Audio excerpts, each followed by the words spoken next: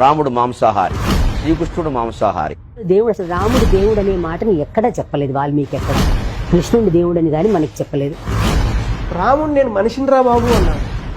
నేను మనిషిని, నా తండ్రి గారు దశరథ మహారాజు, రాముడు మనిషి అంతే తప్ప రాముడు దేవుడు కాదు. కానీ ఆయన మాత్రం మనిషి, రాముడు మనిషి. శాకాహారానికి ఆధ్యాత్మిక సంబంధం లేదు. ఈ పిచ్చి మాటలు మాట్లాడకండి. నేను మరోసారి చెప్తున్నాము, రామకృష్ణుడు క్షత్రియులు, వాళ్ళు మాంసాహారం తిన్నారమ్మ. దేవతలు రామకృష్ణుడు క్షత్రియులు హాయిగా తిన్నారు, ఏం లోపం అది. ఈ పిచ్చి మాటలు మాట్లాడకండి. నేను మరోసారి చెప్తున్నాము, రామకృష్ణుడు క్షత్రియులు, వాళ్ళు మాంసాహారం తిన్నారమ్మ.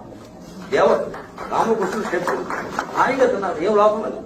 రామాయణం స్పష్టంగా, అందుకని సిగ్గుపడడం చెప్పలేదు. దేవుడు మోసం చేయడం, రాముడు దేవుడు ఎప్పుడు అయ్యాడు? రామాయణ కథ జరిగింది, నేను మనిషిని మరో ఆయన చెబుతున్నాడు, నువ్వుడే తగురికి అని క్షత్రియ పుత్రుడు తినకుండా ఏం చేస్తాడు? అది తప్పుదని. ఈ అయోధ్యకాండలో సీతాదేవితో కూర్చుని ఉంటాడు భరతుడు వచ్చే ముందు. అప్పుడు చెప్తాడు, అప్పుడు లక్ష్మణుడు ఒక లేడీని చంపి, నల్ల లేడీని, దాన్ని కట్టెలకు కట్టి నిప్పుల మీద కాలుస్తూ ఉంటాడు. సీతాదేవితో చెప్తాడు, చూడు సీత, ఈ లేడీ నల్లగా ఉండేది, దాన్ని చర్మాన్ని తీసినప్పుడు దాని మాంసం అంతా ఎర్రగా అయింది, దాన్ని కాల్చడం వల్ల దాని యొక్క మామూలు రంగు అయినటువంటి నలుపుకు వచ్చేసింది, ఎంతో రుచిగా ఉంటుంది, మనం తిందామని చెప్తాడు. ఆ తర్వాత రామచంద్రుడు అడవిలో ఆ సీత కోసం తిరుగుతున్నప్పుడు సీతాదేవి అడుగుతున్న సుందరకాండలో ఎలా ఉన్నాడు రామచంద్రుడని. హనుమంతుడు చెప్తాడు, నా మాంసమో భుక్తే రామ నా మధుపానం ఉపసేవతి అని. అమ్మా, రామచంద్రుడు మాంసం తింటలేదమ్మా అని చెప్తాడు. వీటన్నింటి నుంచి కూడా ఖచ్చితంగా అర్థమయ్యేది ఏంటంటే, శ్రీరామచంద్రుడు, సీతాదేవి వీరంతా మాంసాహారులే. నాన్ వెజ్ తినకూడదు, కానీ రాముడు నాన్ వెజ్ తిన్నాడు. నాన్ వెజ్ తినకూడదని ఎవరు చెప్పారు? క్షత్రియుడు నాన్ వెజ్ తినొచ్చు. విష్ణుమూర్తి అంశ కదా. విష్ణుమూర్తి అంశ అయితే నాన్ వెజ్ తినకూడదని ఎవరు చెప్పారండి? అంటే బ్రాహ్మణులు. క్షత్రియుడండి, సుక్షత్రియుడు. క్షత్రియుడు యుద్ధానికి వెళ్ళేవాడు ఏం పప్పన్నందిని కూర్చుంటాడా ఇంటి మూల? దేవుడు నాన్ వెజ్ తినకూడదు కదా సార్. మరి అది ఎక్కడుంది? మీరు ఏ పుస్తకంలో ఉందో నాకు చూపించండి, నాకు తెలియదు. ఆమెకి మాంసం తినటం తప్పు కాదు, రాముడు కూడా తిన్నాడు అని చెప్తాడు. అందుకోసం ఆయన అయోధ్య కాండలోంచి ఒక శ్లోకాన్ని కూడా ఎంచుకుని చెప్తాడు. తత్ర హత్వా సదర మహామిరికాన్ ఆదాయం మేధ్యాం ద్వారిదం బుభుక్షితావ్. వాల్మీకి రామాయణத்துல சொன்னது. తౌతత్ర హత్వా చతురో మహామృగణ వరాహమృష్యం పృషతం మహారారుం ఆదాయం మేధ్యం శీఘ్రకాలం బుభుక్షితౌ వాసైకాలే యయాతుర్వాన్ స్పతిం. ఇది శ్లోకం. ఈ శ్లోకానికి అర్థం ఏమిటో చెప్తాను. రాముడు లక్ష్మణుడు అరణ్యవాసానికి వెళ్ళినప్పుడు తొలి రోజుల్లో జరిగిన ఒక సంఘటన. దానికి ముందు ఏం చెప్తారంటే, అప్పుడే అయోధ్య వదిలి సరయుని కూడా దాటి రాముడు లక్ష్మణుడు సీత వత్స ప్రాంతానికి చేరారు. ఆ రోజు సాయంత్రం అక్కడ వాళ్ళకి చాలా ఆకలేసింది. ఆ ఆకలి వేస్తే ఏదన్నా తిని ఆ చెట్టు కింద గడపాలనుకుంటారు. ఇది దానికి ముందు జరిగింది. మీకు అది చదివి వినిపిస్తాను. బుభుక్షితౌ అంటే ఆకలి కొన్నవాళ్ళు ఎవరు? రాముడు లక్ష్మణుడు. తౌత్ర అప్పుడు, హత్వా చంపారు లేదా వేటాడారు, చతురో మహామృగాన్ 4 రకాల జంతువులను, వరాహ అంటే అడవి పంది, వృశ్యం తెల్లకాళ్ల దుప్పి, పృషతం మత్సల జింక, మహారురుం నల్లచారల పెద్ద దుప్పి, ఆదాయ అంటే తిన్నారు, మేధ్యం అంటే మాంసం తిన్నారు, త్వరితం అంటే త్వరగా, యయతుర్వనస్పతిం అంటే చెట్టు కింద విశ్రమించారు. హిందువుల్లో చాలా మంది ఆరాధ్య దైవం రాముడు. రాముడి మీద ఉన్న అనేక సందేహాల్లో ఒకటి, రాముడు వెజిటేరియనా లేక నాన్ వెజిటేరియనా అని. ఇక హిందూ మతంలోని ఒక వర్గానికి చెందిన వారు రాముడు మాంసం తినలేదని అబద్ధాలు చెప్పి ప్రజల్ని మిస్లీడ్ చేస్తున్నారు. వారిలాగే ఇతరులు కూడా మాంసాహారం తినకూడదని మానిపులేట్ చేస్తున్నారు. నిజానికి వీళ్ళలో చాలా మంది రామాయణం చదివి ఉండరు. చాలా వరకు ఎక్కడో వినటం లేదా సినిమాల్లో చూడడం తప్ప. వీటి ఇన్ఫ్లుయెన్స్ వల్ల రాముడి క్యారెక్టర్ కొంత అంచనా వేసి ఎవరికి వారు శాకాహారి లేదా మాంసాహారి అని ఊహించుకొని చెప్తుంటారు.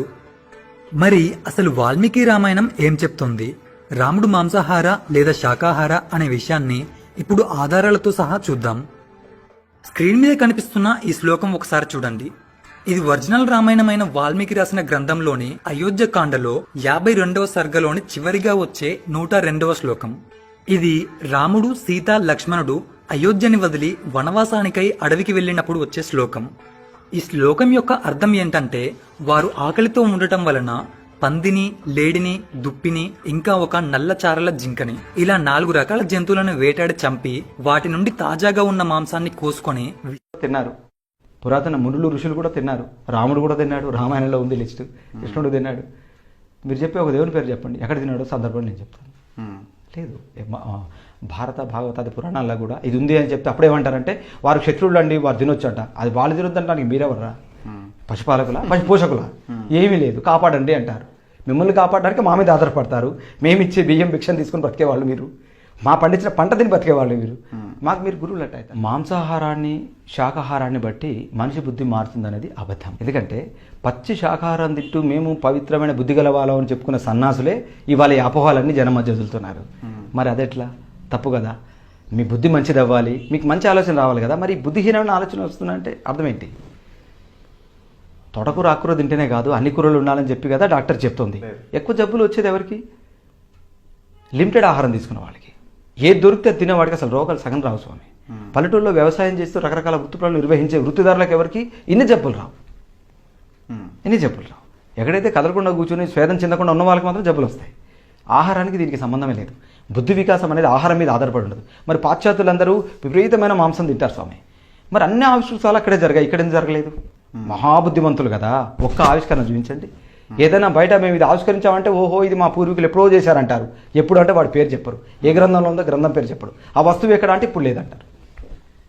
అభూత కల్పనలు ప్రయోగం చేయడానికి, వ్యాపకంలోకి తేయడానికి మీ బుద్ధి పనికి వస్తుంది తప్ప బుద్ధివంతమైన సమాజం వైపు నడిపించలేకపోతున్నారు కదా.